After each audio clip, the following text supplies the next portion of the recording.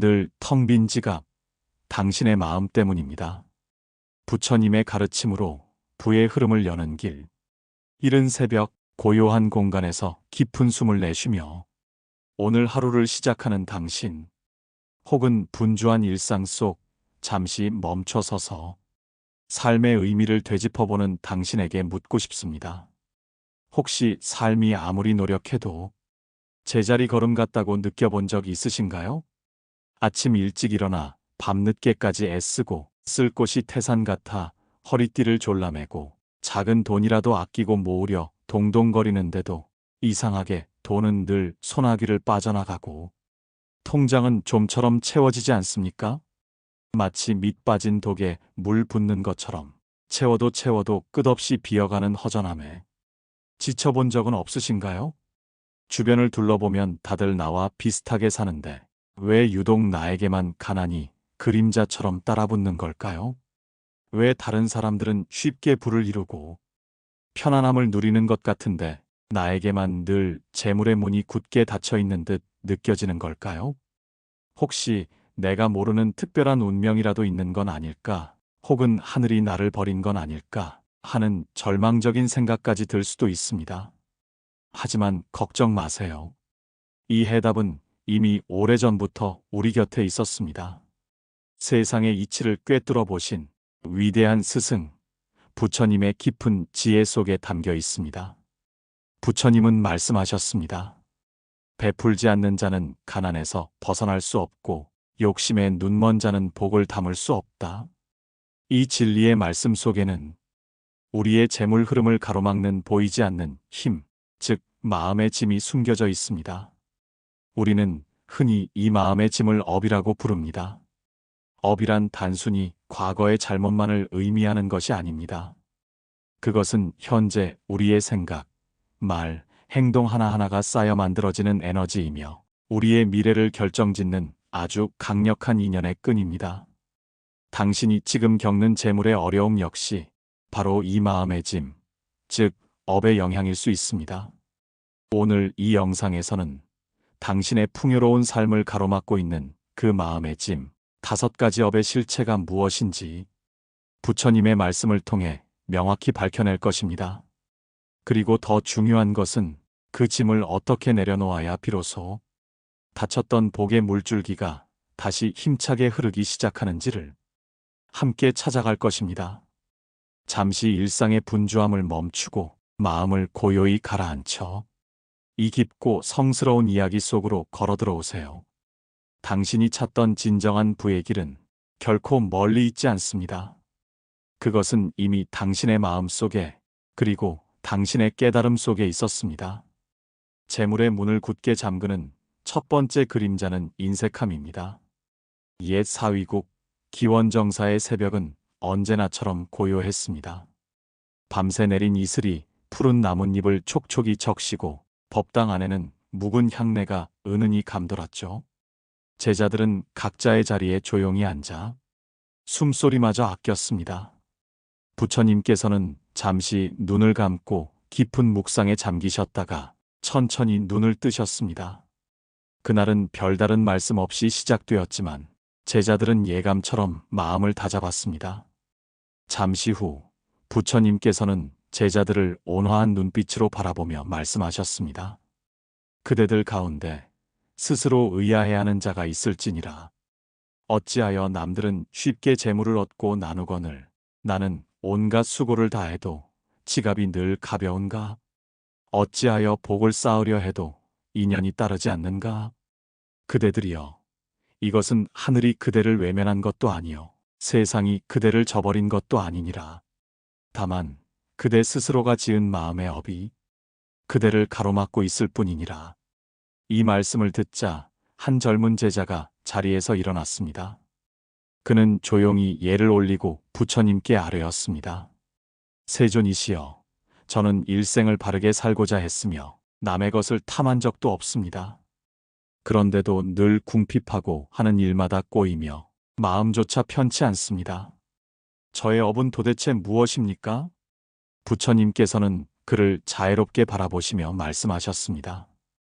그대여, 업은 눈에 보이지 않으나 그림자처럼 그대 곁을 떠나지 않느니라. 만약 그대가 지금의 삶을 억울하게 여긴다면 먼저 지난날의 마음을 깊이 들여다보아야 하느니라. 인색한 마음은 복의 씨앗을 말리고 탐욕은 재물을 흩어지게 하며 분노는 좋은 인연을 태워버리고 어리석음은 바른 길을 잃게 하며 그릇된 행위는 모든 덕을 가리느니라.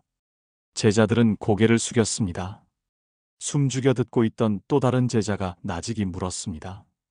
세존이시여, 저는 아주 어린 시절부터 가진 것이 없었고 마음 또한 남을 미워한 적이 없습니다. 그런 제가 어찌 업을 쌓았다는 말씀이십니까? 부처님께서는 고요히 말씀하셨습니다. 그대여, 업이란 비단 이 생에서만 짓는 것이 아니요 지난 생에서도 그보다 앞선 생에서도 짓고 또 지어온 것이니라. 그대는 과거에 인색하였고 도움이 필요한 이의 손길을 외면하였으며 자신보다 약한 이를 업신 여기기도 하였고 가진 것을 움켜쥔 채 나누지 않았도다. 그대의 손은 늘 굳게 닫혀 있었고 그 마음은 스스로 복의 길을 가로막고 있었느니라. 그리고 부처님께서는 말씀을 이으셨습니다. 아무것도 심지 않고 열매를 바라거든 이는 밭을 갈지 않고 수확을 구하는 것과 같으니라. 물을 주지 않고 꽃이 피기를 바라는 것과 같고 그릇을 거꾸로 놓고 하늘에서 내리는 복비를 받으려는 것과 같으니라. 제자들은 그 자리에 엎드려 자신이 지어온 업의 흔적들을 떠올렸습니다. 부처님께서는 그들을 바라보며 조용히 말씀하셨습니다. 그대여, 업을 끊고자 하거든 먼저 진심으로 참회하라. 마음을 낮추고 스스로의 어리석음을 헤아려라. 인색한 손을 활짝 열고 어긋난 행위를 멈추며 탐욕을 내려놓고 분노를 다스리고 어리석음을 공부로 밝히면 재물 또한 그 복을 따라 움직이느니라. 나누지 않는 자는 복을 얻지 못하고 복을 쌓지 않고 도를 구하려 하지 말라. 복 없는 마음은 불도를 감당하지 못하느니라. 제자들은 이 구절을 마음속으로 염송하며 다짐을 새겼습니다. 부처님께서는 마지막으로 말씀하셨습니다. 그대여, 지금 그대의 삶이 답답하고 막혀 있거든 하늘을 탓하지 말고 이웃을 탓하지도 말며 재물의 흐름을 원망하지도 말라. 먼저 그대 안에 쌓인 업을 깊이 들여다보아야 하느니라. 그곳에서 비로소 길이 열리리라. 이날의 법문은 소리 없이 그러나 깊이 사람들의 마음에 스며들었습니다. 모두의 눈빛이 달라졌고 아무 말 없이 돌아가는 발걸음마다 조용한 결심이 담겨 있었습니다. 풍요를 불태우는 두 번째 그림자는 탐욕입니다. 제자들이 떠난 뒤 그날 저녁 다시 조용히 모인 자리에서 부처님께서는 말없이 등을 곧게 세우고 앉아 계셨습니다. 법당 안에는 등불이 아른거렸고 그 아래 앉은 이들의 마음은 여전히 무거운 채였습니다. 어둠은 천천히 내려앉고 있었고 공기는 유난히 고요했습니다. 부처님께서 입을 여셨습니다. 그대들이 첫째로 끊어야 할 업은 인색함이라 하였으니 오늘은 탐욕에 대해 말하고자 하노라. 인색은 움켜쥔 손을 닫게 하고 탐욕은 그 닫힌 손마저 불태워 아무것도 남기지 않는 불길과 같으니라. 한 제자가 조심스럽게 물었습니다. 세존이시여, 사람은 누구나 좀 더 많은 것을 바라지 않습니까? 저는 부모님과 가족을 위해 저의 편안한 삶을 위해 재물을 원합니다. 이것 또한 탐욕이 되는 것입니까?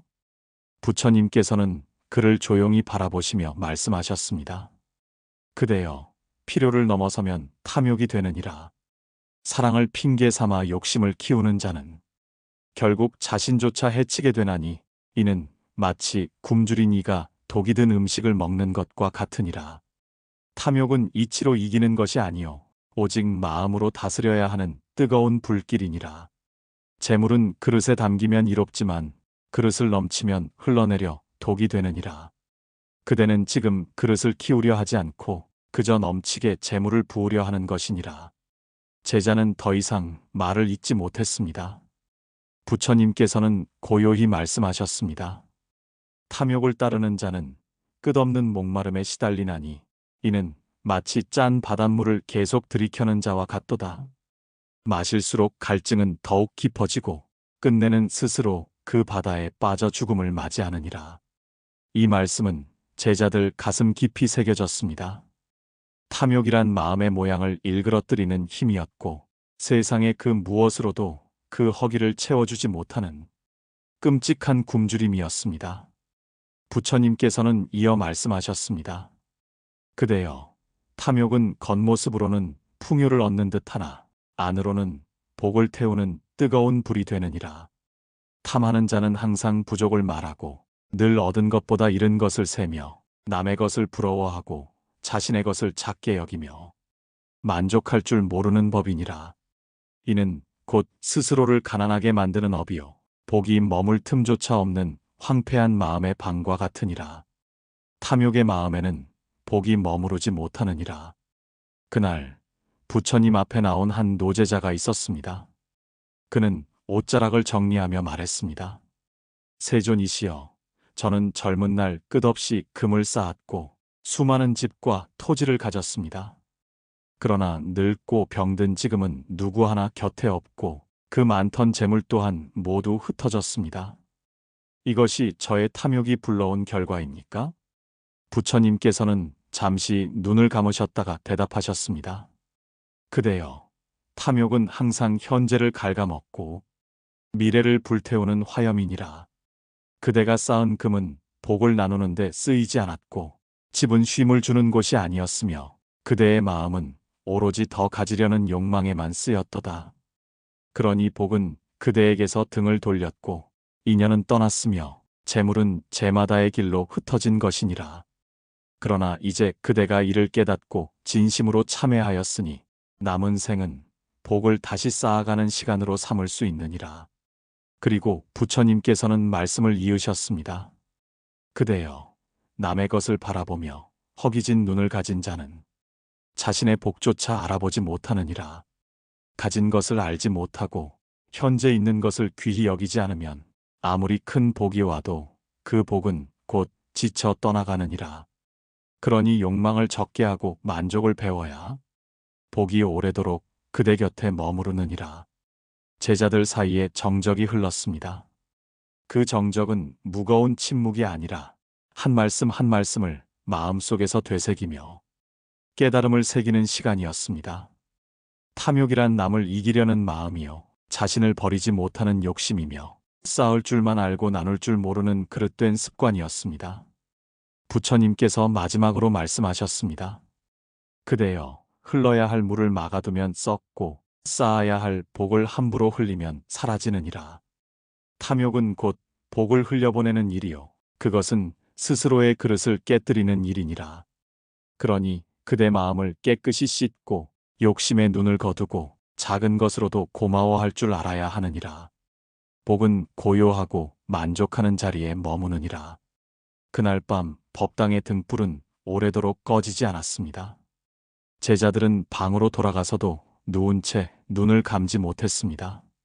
마음 안에 타오르던 탐욕의 불씨가 사그라지고 그 자리에 조금씩 고요가 스며들고 있었습니다. 인연을 끊고 재물을 가두는 세 번째 그림자는 분노입니다. 안개가 거친 날의 기원정사에는 햇살이 부드럽게 스며들었습니다. 부처님께서는 여느 때와 다름없이 묵묵히 법당에 들어오셨습니다. 제자들은 이미 자리에 앉아 있었고 그들의 눈빛은 며칠간의 법문을 통해 스스로를 돌아보는 눈으로 바뀌어 있었습니다. 부처님께서는 그 자리에 앉으신 뒤 조용히 한숨을 내쉬고 이르셨습니다. 오늘은 분노에 대해 말하고자 하노라. 분노는 복을 태우고 인연을 끊으며 재물의 문을 굳게 가두는 불길이니라. 이 불길은 밖에서 붙는 것이 아니라 오직 그대 마음 안에서 피어오르는 것임을 분명히 알아야 하느니라. 그때 한 제자가 조심스레 아뢰었습니다. 세존이시여, 저는 어린 시절부터 가난 속에서 자랐습니다.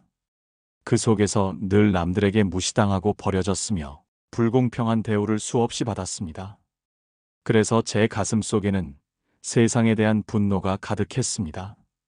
하지만 그것은 어쩔 수 없는 일이라고 생각했습니다. 그것까지 죄가 되는 것입니까? 부처님께서는 제자의 눈을 조용히 바라보시며 말씀하셨습니다. 그대여, 세상이 그대를 속이고 내쳤을지라도 그대가 그 분노를 품는 순간 그대는 그 복의 길을 스스로 끊는 것이니라. 불공평함은 밖의 일이요 분노는 안의 일이니라.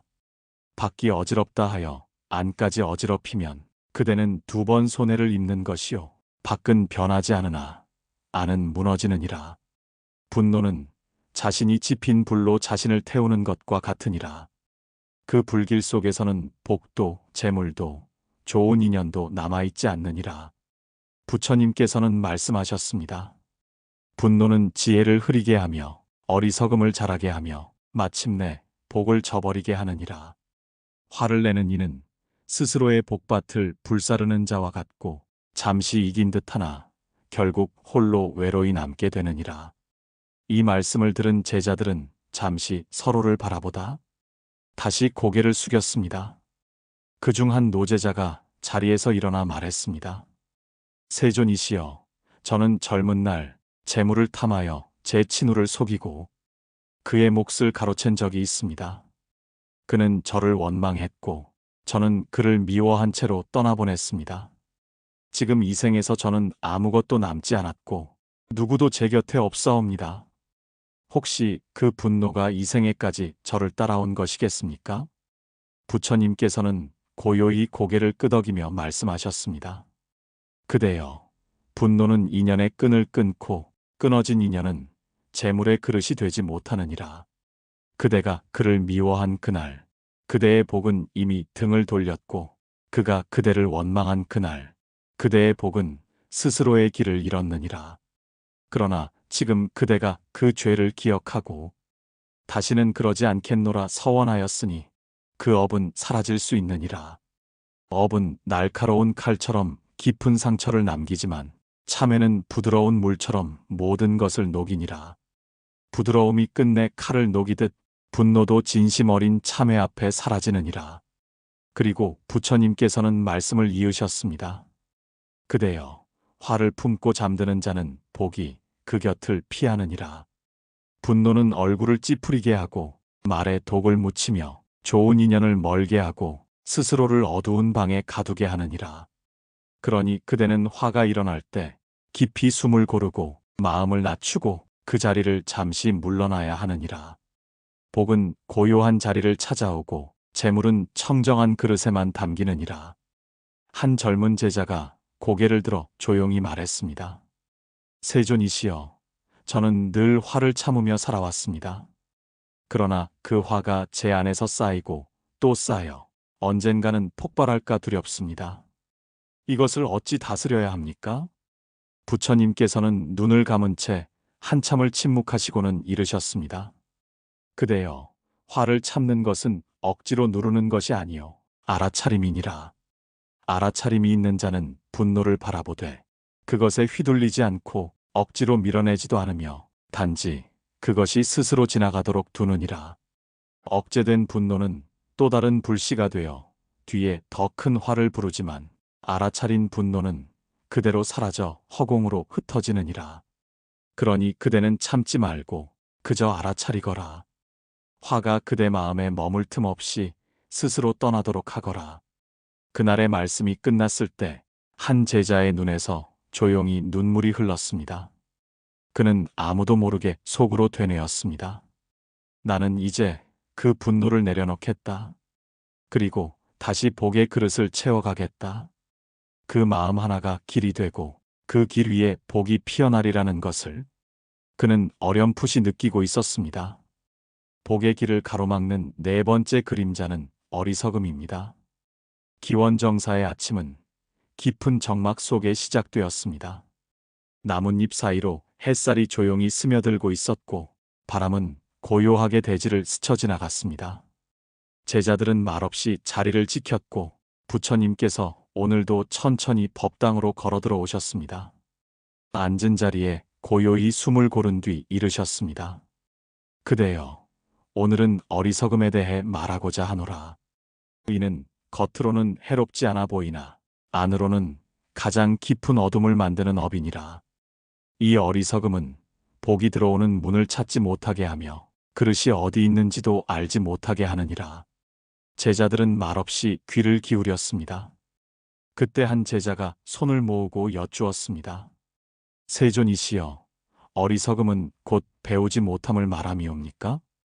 가난하여 경전을 배우지 못하고 글을 익히지 못한 이도 죄를 짓는 것입니까? 부처님께서는 조용히 고개를 저으시며 말씀하셨습니다. 그대여, 어리석음은 가르침을 듣지 못한 데 있지 않고 들은 것을 외면하고 본 것을 부정하며 진실을 피해 자신의 그릇된 마음을 지키려 하는 데 있느니라. 배움이 없는 것이 죄가 아니요 배우지 않으려는 것이 죄이며 마음을 닫아버리는 것이 죄이니라. 어리석은 자는 복이 곁에 와도 알아보지 못하고 좋은 인연이 문 앞에 있어도 그 문을 열지 않느니라. 그러니 복은 그를 지나치고 인연도 그 곁에 머물지 않느니라. 제자들 사이에 조용한 탄식이 흘렀고 다시 부처님께서는 말씀하셨습니다. 지혜 없는 자는 재물에 눈이 멀고 자신의 행위를 똑바로 바라보지 못하며 세상의 이치를 거꾸로 보나니 그 업은 깊고 깊어 다시 어둠을 낳느니라. 이 말씀을 들은 어느 노제자가 자리에서 조용히 일어났습니다. 그의 눈에는 맺힌 고백이 있었습니다. 세존이시여, 저는 지난 생에도 이 생에도 제가 옳다고만 믿으며 살아왔습니다. 남이 무엇라 하여도 귀 기울이지 않았고 저보다 나은 일을 보고도 시기하였으며 제 잘못을 알면서도 끝내 인정하지 않았습니다. 이것이 바로 어리석음이었습니까? 부처님께서는 조용히 고개를 끄덕이며 말씀하셨습니다. 그대여, 가장 어리석은 자는 자신이 지혜롭다고 여기는 자니라. 그대가 알지 못하면서도 안다 하고 듣지 않으면서도 들었다 하며 스스로를 높이고 남을 깎아내렸으니 그 업은 그대가 스스로 열지 않은 문이 되었느라. 재물이 그대 곁에 머물지 못한 것은 복이 없어서가 아니요 그 복을 담을 마음이 굳게 닫혀 있었기 때문이니라. 그러나 이제 그대가 스스로의 어리석음을 고백하고 진심으로 참회하였으니 다시 길이 열릴 수 있느니라. 어리석음은 뉘우침으로 사라지고 지혜는 부끄러움을 아는 데서 자라나느니라. 그 말에 제자는 조용히 고개를 숙였습니다. 부처님께서는 다시 말씀하셨습니다. 그대여, 어리석음은 눈을 감은 것이 아니요 스스로 눈을 감기로 선택한 것이며 복을 모른 것이 아니요 복을 등진 것이며 인연을 잃은 것이 아니요 인연을 미루고 거부한 것이니라. 그러니 복이 다가오지 않거든 먼저 스스로를 깊이 돌아보아라. 혹여 지혜의 문을 닫고 어리석은 길을 고집하고 있지는 않았는가? 남의 말이 귀에 들리지 않거든 그대 안의 소리가 너무 큰 것은 아닌가? 화가 쉽게 일어나고 탐욕이 다스려지지 않거든 그것은 마음이 아직 혼탁하다는 증거이니라. 그 마음을 맑게 씻기 전에는 아무리 복이 와도 그릇은 준비되지 않느니라. 부처님께서 그날 마지막으로 이르셨습니다. 그대여, 지혜는 먼 곳에 있지 않느니라. 마음을 열고 말없이 듣고 낮은 자리에 앉고 스스로를 거듭 살피는 데서 시작되느니라. 어리석음을 버리는 자는 곧 복을 맞이하는 자이니 어리석음은 복을 멀리하고 지혜는 복을 부르느니라. 그날 부처님의 말씀은 법당 안을 조용히 감돌았고 햇살이 다시 창문 틈 사이로 스며들며 따뜻하게 머물렀습니다. 제자들의 마음 안에도 어렴풋이 새 빛이 드는 듯하였고 그 빛은 조용히 자라복을 맞이할 그릇을 조금씩 넓히고 있었습니다. 풍요를 가로막는 마지막 그림자는 그릇된 행위입니다. 기원정사의 하늘은 맑고 바람은 어느 때보다도 조용했습니다. 며칠간 이어진 법문 속에서 제자들의 눈빛은 이전보다 부드러워졌고 법당 안의 공기는 무거운 참회보다 따뜻한 다짐으로 채워지고 있었습니다. 부처님께서는 오늘도 자리에 앉으시고 고요히 제자들을 바라보셨습니다. 말씀은 부드럽고 느리게 흘러나왔습니다. 그대여, 마지막으로 말할 업은 그릇된 행위이니라. 이는 곧 복을 덮는 먹구름이며 재물의 문을 빗장처럼 가로막는 어두운 그림자이니라.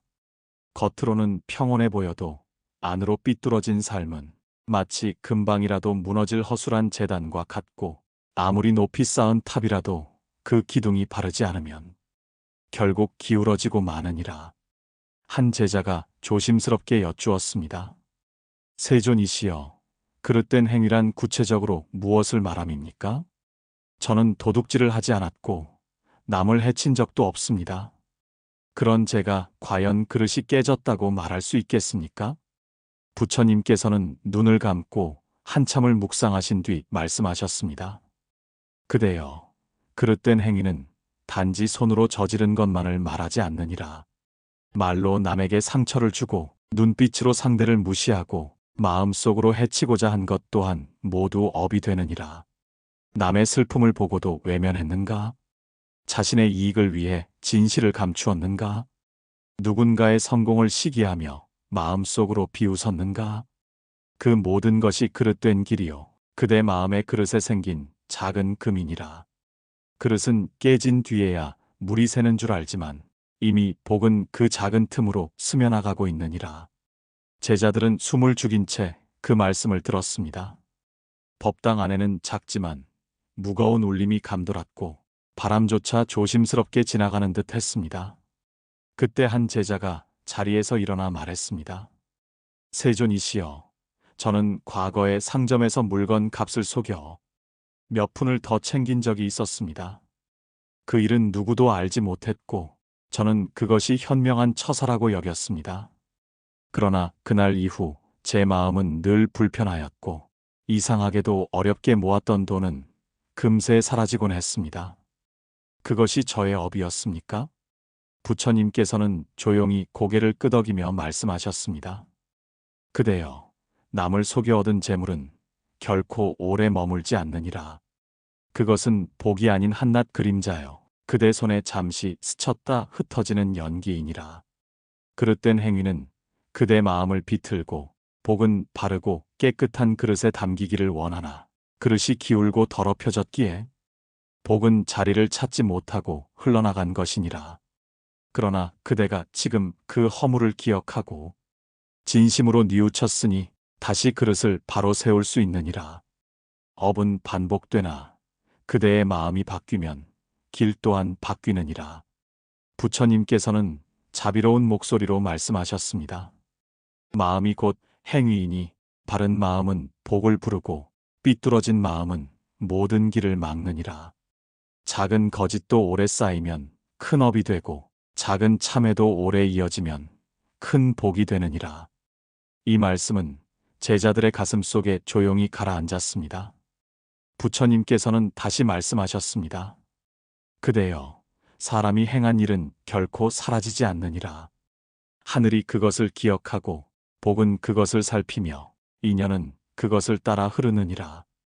그대가 어긋난 말 한마디를 던졌거든 그것이 언젠가 누군가의 가슴에 깊은 상처가 되었을지도 모른다는 것을 잊지 말아야 하느니라. 그러니 이제부터는 말도 바르게 하고 마음도 고르게 하며 발걸음도 곧게 하여라. 복은 바른 자리에 흐르고 재물은 맑은 물을 따라오느니라. 말씀은 길지 않았으나 그날 법당 안에는 긴 침묵이 오래도록 머물렀습니다. 제자들은 한마디 말도 하지 않고 하나둘 제자리에 앉은 채 두 손을 모았습니다.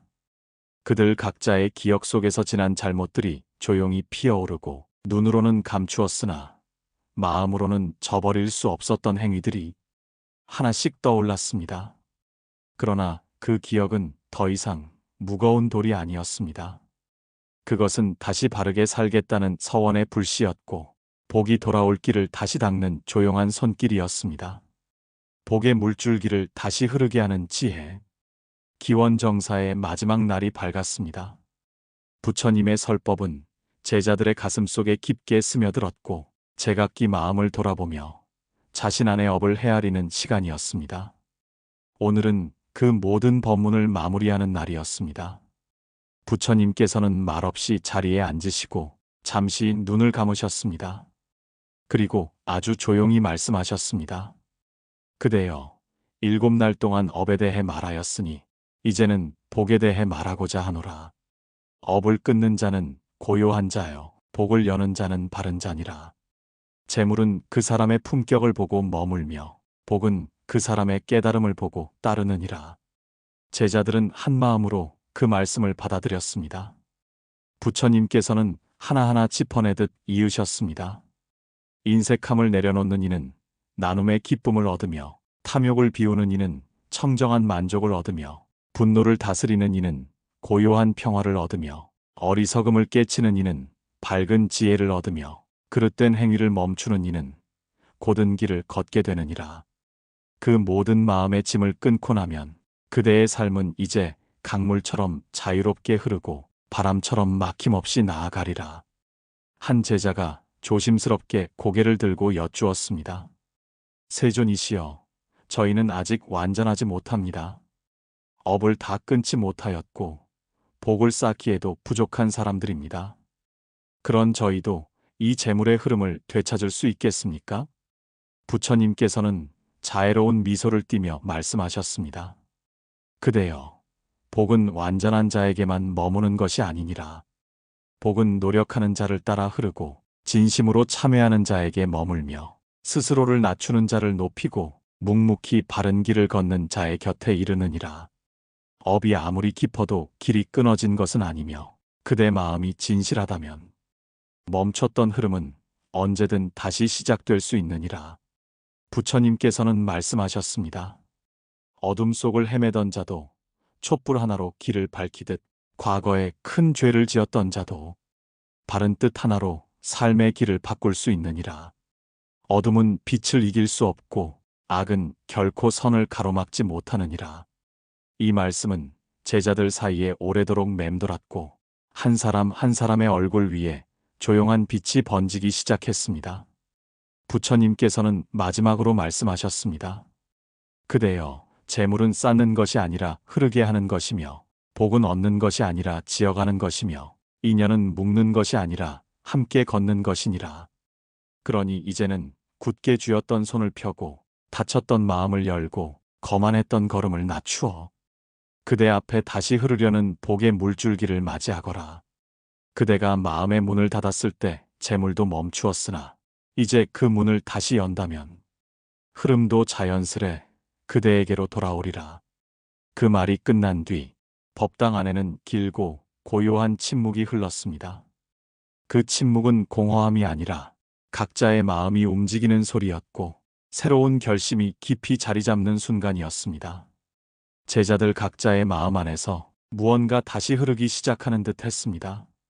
그 흐름은 복의 시작이었고 깊은 깨달음의 여운이었으며 부처님께서 전한 진리의 물결이었습니다.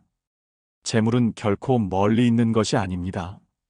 언제나 우리 곁에 흐르고 있었지만 그 흐름을 막고 있었던 것은 바로 우리 마음속의 업이라는 마음의 짐이었습니다. 부처님께서는 분명히 말씀하셨습니다. 그대여, 복은 멀리 있지 않느니라. 다만 그대가 닫은 문을 복이 넘지 못할 뿐이니라. 이제 그 마음의 문을 활짝 여는 일은 누구의 손에 달린 것이 아니라 오롯이 나의 마음가짐에 달려 있습니다. 오늘 전해드린 이 부처님의 깊은 가르침이 여러분 마음속 알게 모르게 쌓여온 업의 기운을 털어내고 복의 흐름을 조용히 그리고 힘차게 되돌리는 시작이 되기를 간절히 바랍니다. 오늘 영상이 여러분 마음에 조용한 울림으로 스며들었다면 댓글로 그 깊은 마음을 나눠주세요. 여러분의 진심 어린 한마디는 이 길을 걷는 또 다른 이에게 따뜻한 등불이 되어 어둠 속에서도 길을 밝히는 길잡이가 되어줄 것입니다. 좋아요와 구독은 선한 영향력을 넓히는 자비로운 힘이 되어줍니다. 여러분의 작은 클릭 하나가 부처님의 지혜를 더 많은 이들에게 전하고 그들의 삶에도 긍정적인 변화를 가져올 수 있습니다. 부디 이 영상이 당신의 삶의 새로운 전환점이 되어 막힘없는 복의 물줄기가 흐르기를, 그리고 머무는 곳마다 재물이 가득하고 마음 가는 곳마다 평안이 함께하길 기도드립니다. 오늘도 저와 함께 감사합니다를 100번 말해보는 것은 어떨까요? 마음 쉼톡이었습니다. 감사합니다.